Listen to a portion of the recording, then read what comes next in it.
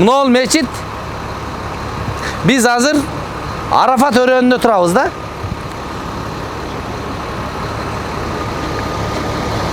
Sarı doska turadi. Bu yerda sarı şitler turadi. Mına qarasaňızlar, meçitin miragында da sarı şit turadi. Biz oşol Arafat örüğünün içinde turabız. Sizler Arafat toosunda okup kelgensizler, ugup kelgensizler turaby. Arafat toosu emes. Ajıga kelgenler Arafat örüğününe barıp turuşat. Dalina. Too emes. Arafat örüğününe. Oşonu almaştırıp alыңızlar. Too degende öçürüp örüğün dep saktap alыңızlar. Arafat örüğününde bul namira meçiti. Bir yılda bir ele jol namaz okulat bul jerde. Başka uçurda namaz okulbaydı. Kaçan okulat? Zulhicce ayının 9'u günü, 9. Zulhicce günü. Demek Kurban ayıttan bir gün burun. Biz Kurban ayıt 10. Zulhicce'de bolat da. Bul jerde ajıga kelgenler Arafat örüğününde 9. Kurban ayıttan bir gün burun bul jerde boluşat. Arafat örüğününe kelip turuşat. Karasaňızlar sarı doska meçitin jarmında turadi da. Demek meçitin jarmı Arafattan sırtkары turaby. Kalgan jarmı içinde turadi. Paygambarımız Muhammed sallallahu aleyhi ve sellem ajılıkka kelgende oşol kıbla azırkı kıbla turadi go. Oşol jerde turgan meçitin kıbla tarabında. Oşo jaka turup kalgan sahabalar paygambarımızga erçip arты buyaka kelgen da. Oşon üçin meçitти karasaňızlar meçitin jarmı. Paygambarımız demek Arafat'ın sırtında turgan. Turup oşol jerde bir azan aytıp anan komat aytat da peşinde okuyt. Anan daha kayra daroo ele artınan ele peşinde büter menen ele salam berer menen ele kayra komat aytıp turup asırda okugan. Okup anan hutba kılgan. Hutbаны kılgandan keyin mına ýakta rahmat toosu var. Azır barıp rahmat toosuga barış şart emes. Sebep bugün biz kayaktabız? Jönle umrada жүрөбүz, ajылыкta жүргөн жокпуз. Oşol rahmat toosunun janına barıp paygambarыбыз oşol жерден күн батканга чейин дуа кылган. Күн баткандан кийин анан Muzdalifага кеткен. Түшүндүңбү? Paygambarыбыз менен чогуу канча сахаба келген? 120 000 сахаба келген. Демек, адамзаттын тарыхындагы эң чоң жыйын, биринчи жыйын ушул жерде болгон. 120 000 сахаба менен ушул жерде Paygambarыбыз ажылык кылган. Кудайыма шүгүр, азыр эми миллиондор келет деңчи, бирок Paygambarыбызды ээрчип 120 000 сахаба келген. Paygambarыбыз Muhammed sallallahu aleyhi ve sellem канча жолу ажылык кылган? Bir ele жолу ажылык кылган. Bir ele жол, туура? Канча умра кылган? 4 жолу. Ажылыктагысы менен өзү 3 жолу, ажылыктагысы менен 4 жолу болот. Paygambarыбыз демек өмүрүндө bir жолу ажылык кылган. Ошол ажылык коштошуу ажылыгы деп аталган. Эмне үчүн коштошуу ажылыгы? Себеп Paygambarыбыздын өмүрүндө өмүрдүн акырындагы ажылык болгондугу үчүн. Paygambarыбыз ошол ажылыкка келип кайра баргандан кийин 2 айдан кийин каза болгон. Коштошуу ажылык дегендиги Paygambarыбыз ушул жерде коштошуу хутбасын окуган. Хутба кайрылуу, элге кайрылуу жасаган. 120 000 сахаба менен келип ушул жерде элге кайрылуу жасаган. Эмне деп? Мында китептен окусаңыз 1 мүнөткө жетпегенде аралыкта окуп саласыз. Кыска эле хутба. Ошончо убара тартып Мадинадан Меккеге чейин 2 апта жүргөн. Кайра кайтып кеткенге чейин дагы 2 апта жол жүргөн, туурабы? Ортодо Меккеде келип жүргөн күндөрү ошончо азап тартып келип негизги кайрылуу ушул жерде жасалган. Хутба. Элге эмне деп кайрылган? Элге кайрылган кезде аятты окуган. Куранда түшкөн аятты окуйт. Өзү коштошуу хутбасы деп аталганда ушунан. Аятта Аллах Таала айтат: "Ал-яума акмалту лакум динакум." Мен силерге бүгүн диниңерди толуктадым. "Ва атмамту алейкум ни'мати." Силерге болгон нематымды аягына чыгардым. "Ва радиту лакумул ислама динан." Силерге ислам динин исламды дин кылып берип мен өзüm ыраазы болдум деген Алланын аятын окуйт. Сахабалар ыйлайт. Аяттын маанисинде ыйлай турган нерсе жок турабы? Ал-йома акмалту лакум динакум. Силердин диниңерди толуктадым. Дин толук болсо ыйлайсың. O atmamtu aleykum nimeti. Silerge olgan nimetimdi ayağına çıkardım. Nimet degen nerse Allah Taala bergen nimet. Nimet ayağına çıkıp dakansa berilip atsa. Durab? Agam ne ilaç gerek? Oraditu lakumul İslam'a dinen. Dinni, İslam dinin silerge din kılıp berip men razı oldum dep Allah Taala özü aytıp atsa nege ilaç gerek buga? Nege ilayt? Antkeni bul жерден sahabalar bir nerseni düşüngön. Emneni düşündü? Peygamber Muhammed sallallahu aleyhi ve sellem'din missiyası büttü. Umar razıyallahu anhu'dan soraydı. Ma yubikike ya Umar? Ey Umar sen nege eyleysin? Nege eyleysin desem ne deydi? Ya Resulallah biz sizden yakında acırap kalat ekenbiz. Sizden ayrılıp kalat ekenbiz yakında. Men şunu düşünüp otam deydi. Nege? Себеби пайгамбардын миссиясы бүттү да. Мен силердин диниңерди толуктадым деп. Толук болуп бүттү деген сөз пайгамбар динди алып келген, толукташ үчүн келген да. Бүттү уже. Демек жакында инсан барып өтөт дүйнөдөн. Алар ыйлайт. Ошол кезде Мадинада яхуттар деле айткан, жөөттөр мусулмандарга. Бул аятты силер ушул аят түшкөн күндү айт кылып белгилеп албайсыңарбы? Дин толук болуп атса, Алла Таала өзү разы болуп атса, дейт да. Жок.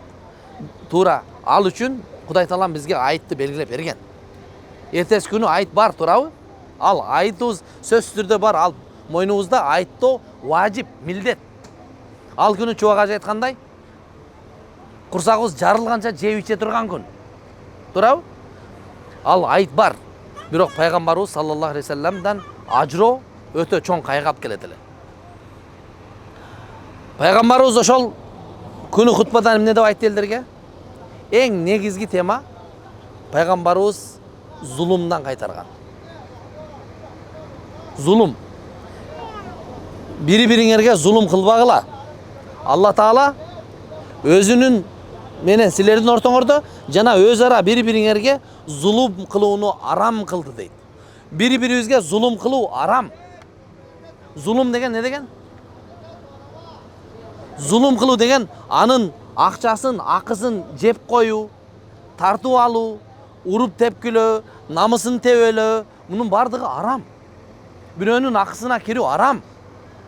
Бул нерсени силерге арам кылды. Усикум бин ниса, мен силерге аялдарды осият кыламын. Ома малакат айманукум, жана кол астыңардагы адамдарга жакшы мамиле жасоону осият кыламын силерге дейт. Сиздерге суроо. Аялдардын укугун коргоп, аялдарды эркиндикке чакырган эң биринчи ким? Адам ким? Клара Сеткина эмес. Турабы? Клара Сеткина эмес. Клара Сеткина ал бузукулук кылган. Ал аялдардын, эркин аялдарды Алла Тааланын астында, эркин кулдарды тескерисинче не кылды? Кайра кулдукка чакырып койгон. Аялдар билбеген акыбалда жалган лозунг менен келип отуруп, бүгүн кул болуп калганын билбейт. Өздөрүнүн табиятынан сырткан нерсе. Пайгамбарыбыз Мухаммад саллаллаху алейхи ва саллям аялдарды эркиндикке ошол чыгарган. Пайгамбарыбыз келген доордо адамдардын арасында аялдардын укугу бар беле? Жок. Аялдардын кааласа эркек кудурети жетишинче аялдарды аялдык ала берчү. Каалаганын кордоп, каалаган мезгилде талагын бере берчү, ажыраша берчү. Бизде азыр эркек адамдар чогулуп калчу болсок досторубуз. Олтуруп чыныгы эркек экендигин аныкташтын жолу бар, Не кылабыз? Телефон чалтырып, аялыңа телефон чалып, чалчы гана. Эркексиңби көрөлүчү дейт, Аялыңа чалып туруп, биз 1 сааттан кийин барабыз. Manты жасап қой. Же 1 сааттан кейін 4 адам барабыз, плов басып қой. Десең аялың хоп, майлы десе, сен еркексің. Егер телефон тескерісіне келіп қалсашы жооп, еркек емессің сен. Еркек емессің. Турабы? Бұл өзі мұнол адамдық нәрсе емес, өзі үшін мұнолчу. Турабы? Бирок жанагы пайгамбарыбыздын мезгилиндеги доордогу элдердин түшүрүгүнүн астында бул эч нерсе эмес да, бул муну эркектикти аныктоонун жолучу. Алардын мезгилинде эркекти аныкташтын жолу кайсы болгон? Кызың тирүүлөй, кызыңды алып барып тирүүлөй көм алсаң, кызыңды, өз кызың тирүүлөй алып барып көм алсаң, сен чынык эркексиң.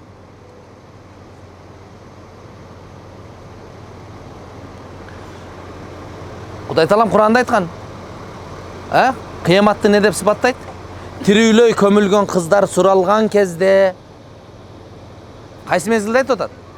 Арабтар ошол мезгилде Куран аяттары келген да. Аларга ошол, демек ошол туура эмес кылганыңар. Муну арам деп айткан да. Ошол коомду пайгамбарыбыз саллаллаху алейхи вассалам келип, ошол коомду тарбиялады. Кантип? Эй, аял киши, ал сенин энең. Хуббиба илейя саласатун. Мага 3 нерсе жакшы көрүлдү дейт. Жакшы көргөзүлдү. Жипаржыт, атырды колдонуу, адам жипаржыттуу болуп жүрүш, пайгамбарыбыздын сүннөтү. Пайгамбарыбыз атырды, жипаржытты жакшы көргөн. Кээ бир эркектер, мен эркекмин, мен атыр колдонбойм дейт, Жок, андай эмес. Пайгамбарыбыз атырды жакшы көргөн. Пайгамбарыбыз жипаржыттанып турган. Пайгамбарыбыз эгер бир көчөдөн басып өтүп кетсе, артынан кел адамдар пайгамбарыбыз өткөн экенин ошол жытынан билген.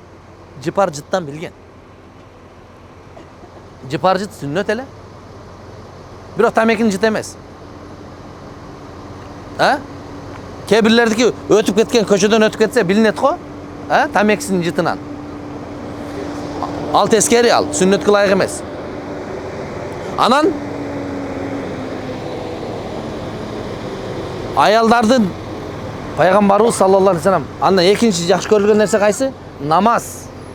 Намаз менин көзүмдүн карегиндей болду дейт. Пайгамбарыбызга пайгамбарыбыз намазды жакшы көргөн. Билесиздер, муну пайгамбарыбыз намазды окуган, Аллах Таалага шүгүр келтирип. Анан үчүнчүсү аялдар жакшы көрүлдү. Аялдар жакшы көргөзүлдү мага десе, кээ бирлер бул нерсени түшүнбөй эле, пайгамбар катын поз болгон башка. Катын поз болгон эмес пайгамбарыбыз.